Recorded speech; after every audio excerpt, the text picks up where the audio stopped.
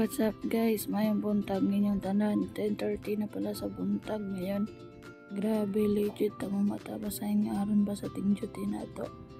Kaya wala tayo lingaw karon nato lang sa open ang ato ang TV para maminaw tao music nato guys. Kaya wala man tayo lingaw good.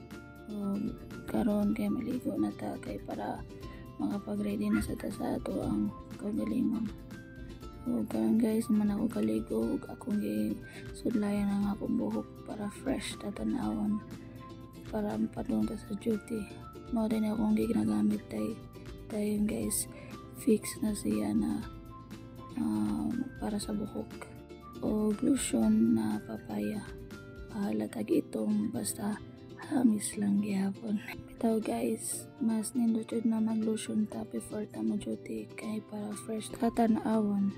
Bahalag pobre kay ta guys, bahalag barato na ang atong gamit para sa lawas.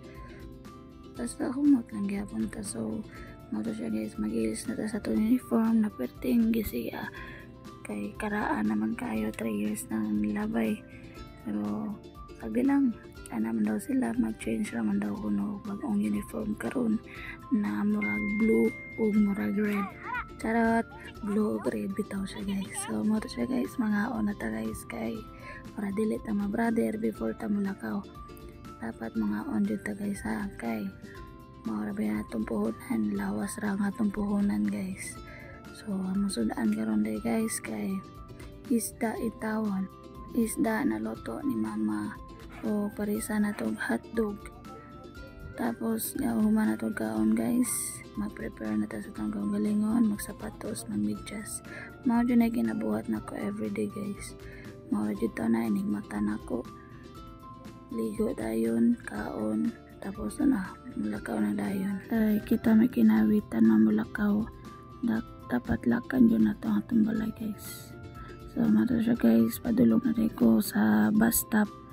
And padulong na sad ta masakay og bus na to para tintay para padungsad sa Park Mall. O mao ni siya nga mambaga bus guys na aircon in town, 25 pesos lang in town siya pero aircon na worth it ra gyapon kayo, dili ka panington inig sulod nimo ug inig sakay sa nimo. Ug sa dihang naabot na ta karon guys sa Park Mall o padulong ta sa atong store karon.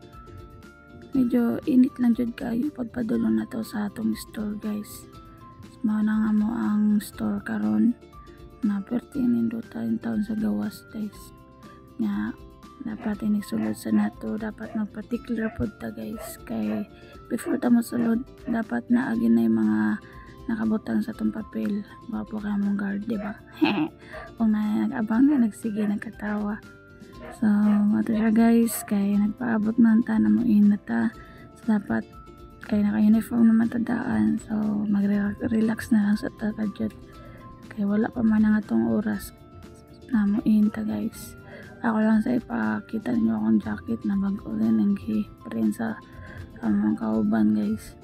Dayon na mag-ipon na tadaan, na vacuum out kayo, way planchahay na warang nawadaan na paglaom man ni guys kay wala naman tayo plancha sa itong uniform kay nanapol na lagi.